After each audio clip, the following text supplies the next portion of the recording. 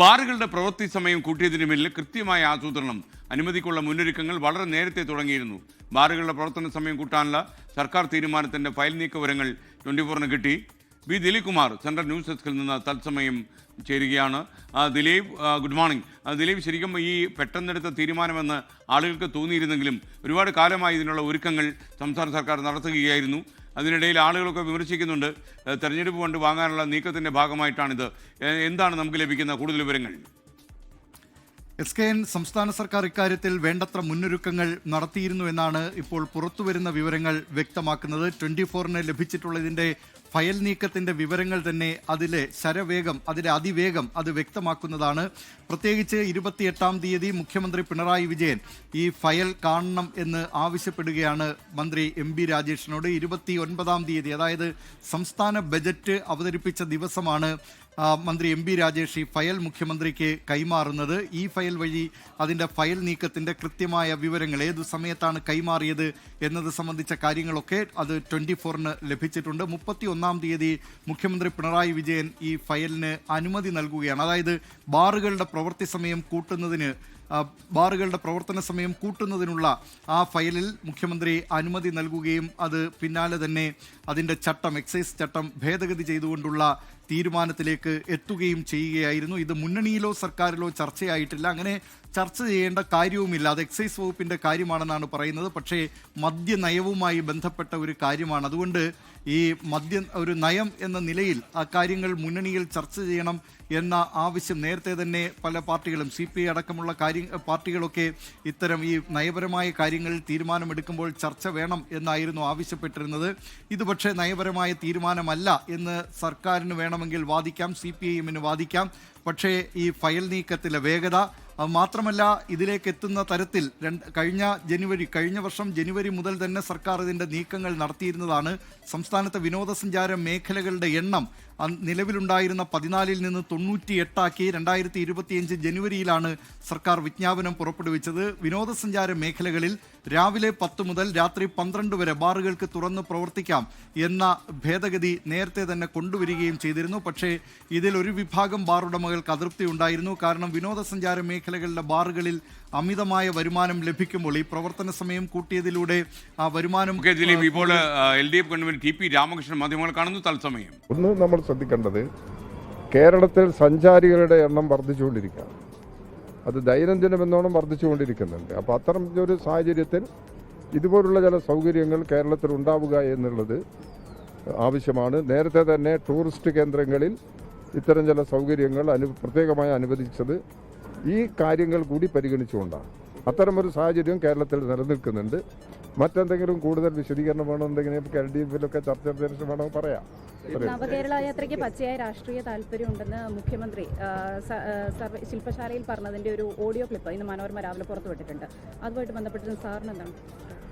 എനിക്ക് മനസ്സിലായില്ല ചോദ്യം. നവകേരള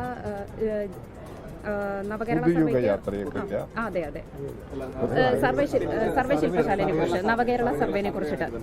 നവകേരള സർവേ സംബന്ധിച്ചിടത്തോളം അത് ഗവൺമെന്റ് തലത്തിലുള്ള രാഷ്ട്രീയമുണ്ടെന്ന് മുഖ്യമന്ത്രി പിണറായി വിജയൻ തന്നെയാണ് പറയുന്നത്. അതിന്റെ ഓഡിയോ ക്ലിപ്പ് ഇന്ന് പുറത്തുവിട്ടിട്ടുണ്ട്. അത് എന്ത് എന്നുള്ളത് ഗവൺമെന്റ് തലത്തിലുള്ള ഒരു പ്രശ്നമാണ്. അത് പരിശോധിച്ചതിന് ശേഷമേ പറയാൻ കഴിയുള്ളൂ. ഈ കഴിഞ്ഞ ദിവസം എനിക്കതിനെ പറ്റി പറയാം. ഗവൺമെന്റ് തലത്തിലുള്ള ഒരു പ്രോഗ്രാമാണ്. മുഖ്യമന്ത്രി തന്നെയാണ് അതിനെക്കുറിച്ച് പറയുന്നത്. അതെ, മുഖ്യമന്ത്രി തന്നെ പറഞ്ഞ കാര്യമാണെങ്കിലും അതെന്താണെന്നുള്ളത് വിശദമായി പരിശോധിച്ചതിന് ശേഷം പറയാം. കഴിഞ്ഞ ദിവസം കാന്തപുരം ഈ മോദിയുമായിട്ട് കൂടിക്കാഴ്ച നടത്തിയതിനു ശേഷം കാന്തപുരം പറഞ്ഞത് ഇന്ത്യയിൽ മുസ്ലിങ്ങൾ വളരെയധികം സുരക്ഷിത. അതൊക്കെ ഒരുപാട് അഭിപ്രായങ്ങളും വിവാദങ്ങളും ഉള്ള പ്രശ്നങ്ങളാണിത്. അതിപ്പോൾ പെട്ടെന്ന് അത് സംബന്ധിച്ചൊരു പ്രതികരണം നടത്താൻ ഞാൻ തയ്യാറില്ല. LDF-ലും പാർട്ടിയിലും ഒക്കെ ചർച്ച ചെയ്തതിന് ശേഷം എന്തെങ്കിലും കൂടുതൽ കാര്യങ്ങൾ, ഇപ്പോൾ അദ്ദേഹത്തിൻ്റെ അഭിപ്രായം പറഞ്ഞു എന്നുള്ളത് ശരി, അത് സംബന്ധിച്ച് എന്തെങ്കിലും കൂടുതൽ അഭിപ്രായങ്ങൾ പറയാനുണ്ടെങ്കിൽ കൂടുതൽ ചർച്ച ചെയ്തതിന് ശേഷമേ പറയാൻ പറ്റുള്ളൂ. സുരക്ഷിതരാണ് എന്നൊരു അഭിപ്രായം ഉണ്ടോ ശരിക്കും പാർട്ടിക്ക്? അല്ല, അത് ഞാൻ പറഞ്ഞു. TP രാമകൃഷ്ണൻ മാധ്യമങ്ങൾ കാണുകയായിരുന്നു. എൻ്റെ തത്സമയമാണ് പ്രിയപ്പെട്ട പ്രേക്ഷകർ കണ്ടത്. വീണ്ടും ദിലീപ് കുമാർ സെൻട്രൽ ന്യൂസ് ഡെസ്കിൽ നിന്ന് ചേരുന്നു. ദിലീപ് കുമാർ, എല്ലാ രീതിയിലും വളരെ ആസൂത്രിതമായ പ്രവർത്തനത്തിലൂടെയാണ് ബാറുകളുടെ സമയം 2 മണിക്കൂർ കൂട്ടിയതെന്ന വിവരം നമുക്ക് ലഭിക്കുന്നു. അതിൻ്റെ കൂടുതൽ വിശദാംശങ്ങൾ. SKN അല്പസമയം മുമ്പ് ഇടതുമുന്നണി കൺവീനർ TP രാമകൃഷ്ണൻ തന്നെ മാധ്യമപ്രവർത്തകരോട് പറഞ്ഞിരിക്കുന്നത് ഈ വിനോദസഞ്ചാരവുമായി ബന്ധപ്പെട്ടാണ് ഈ ബാറുകളുടെ പ്രവർത്തന സമയം കൂട്ടിയത് എന്ന നിലയിലാണ്. അത് വിനോദസഞ്ചാര മേഖലയ്ക്ക് ആ നിലയിലുള്ള കാര്യങ്ങൾ അത് ചെയ്തു കൊടുക്കേണ്ടിയിരുന്നു എന്ന നിലയിലാണ് ഇപ്പോൾ ഒരു വ്യാഖ്യാനം ഇടതുമുന്നണിയുടെ ഭാഗത്ത് നിന്ന് വരുന്നത്. നേരത്തെ തന്നെ ഈ വിനോദസഞ്ചാര മേഖലകളിലെ ബാറുകളുടെ പ്രവർത്തന സമയം കൂട്ടിയിരുന്നതാണ്. പക്ഷേ ഇപ്പോൾ മറ്റു മേഖലകളിലുള്ള ബാറുകളുടെ പ്രവർത്തന സമയം കൂടി വിനോദസഞ്ചാര മേഖലകളിലെ ബാറുകൾക്കൊപ്പം ആ പ്രവർത്തന സമയം എന്ന നിലയിലേക്ക് ഏകീകരിക്കുകയാണ് സർക്കാർ ചെയ്തിട്ടുള്ളത്. ഇതിന് 2025 സെപ്റ്റംബർ, അതായത് ഇക്കഴിഞ്ഞ സെപ്റ്റംബറിൽ federation of Kerala hotels association എന്ന സംഘടന, വി സുനിൽകുമാർ ഭാരവാഹിയായുള്ള ആ സംഘടന സർക്കാരിനൊരു നിവേദനം കൊടുക്കുകയാണ്. ഈ നിലയിൽ ബാറുകളുടെ പ്രവർത്തന സമയം ഏകീകരിക്കണം എന്നാവശ്യപ്പെട്ടുകൊണ്ട് അവരുടെ ആ ബാർ ഉടമകളുടെ ആവശ്യം അംഗീകരിച്ചുകൊണ്ട് തന്നെ ഒക്ടോബർ മാസം തന്നെ ഇതിന്റെ ഫയൽ തുറക്കുന്നു. തുടർന്ന് അതിവേഗതയിൽ തന്നെ ഈ കാര്യത്തിൽ ഒരു തീരുമാനമെടുക്കുകയാണ് സർക്കാർ ചെയ്തത്. തെരഞ്ഞെടുപ്പിന് തൊട്ടുമുമ്പ് ഇത്തരമൊരു തീരുമാനമെടുത്തതിലൂടെ ബാർ ഉടമകളിൽ നിന്ന് പണം പിരിക്കാനുള്ള സർക്കാരിന്റെ നീക്കമാണ് ഇതിൽ വ്യക്തമാകുന്നതെന്നാണ് പ്രതിപക്ഷം ആരോപിക്കുന്നത്. SK. Thank you. B Dileep കുമാറാണ് വിവരങ്ങൾ നൽകിയത്. അതേസമയം ബാറുകളുടെ പ്രവൃത്തി സമയം കൂട്ടിയതിൽ സർക്കാരിനെതിരെ ഓർത്തഡോക്സ് സഭ വിമർശനവുമായി രംഗത്ത് വന്നു. സംസ്ഥാനത്തെ മദ്യത്തിൽ മുക്കിക്കൊല്ലുന്ന തീരുമാനം സർക്കാർ പിൻവലിക്കണമെന്നാണ് ഓർത്തഡോക്സ് സഭ ആവശ്യപ്പെടുന്നത്. രാത്രിയും പകലും മദ്യം ഒഴുക്കാനുള്ള നീക്കം ശരിയായില്ലെന്ന് മലങ്കര അസോസിയേഷൻ സെക്രട്ടറി ബിജു ഉമ്മൻ വിമർശിക്കുന്നു. സംസ്ഥാനത്തെ മദ്യത്തിൽ മുക്കിക്കൊല്ലുന്ന പുതിയ മദ്യനയം പിൻവലിക്കണമെന്നാണ് മലങ്കര ഓർത്തഡോക്സ് സുറിയാനി സഭ സർക്കാരിനോട് ആവശ്യപ്പെടുന്നത്. കാരണം കേരളത്തിന്റെ സംസ്കാരത്തെയും ഒരു തലമുറയെയും വിറ്റിട്ട് ഖജനാവ് വീർപ്പിക്കുക എന്ന് പറയുന്നത് കേരളത്തിന് അപമാനകരമാണ്, ലജ്ജാകരമാണെന്ന് പറയുവാൻ ഞാൻ ആഗ്രഹിക്കുകയാണ്. ഒരു തലമുറയെ ഇല്ലാതാക്കുകയാണ്, കേരളത്തിന്റെ തനതായ സംസ്കാരത്തെ ഇല്ലാതാക്കുകയാണ്.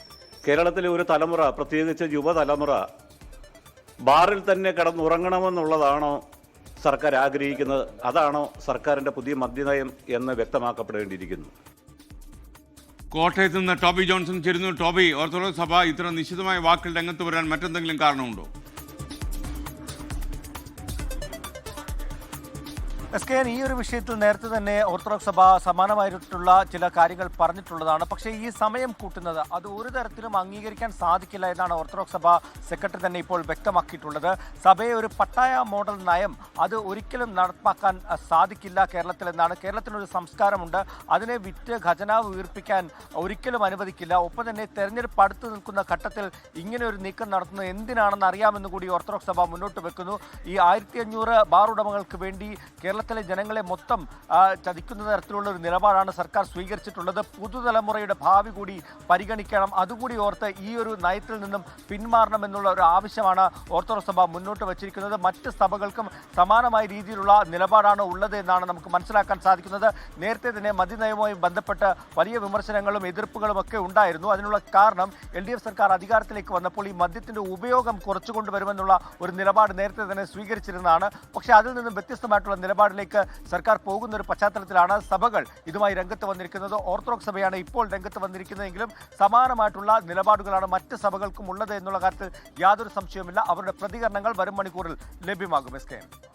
ലോകത്തെവിടെയായാലും ഏത് സമയത്തും 24 വാർത്തകളും ഓഗ്മെന്റഡ് റിയാലിറ്റി പാക്കേജുകളും എക്സ്പ്ലെയിനറുകളും വിശദമായി കാണാൻ ഞങ്ങളുടെ യൂട്യൂബ് ചാനൽ നിങ്ങൾക്ക് സബ്സ്ക്രൈബ് ചെയ്യാം.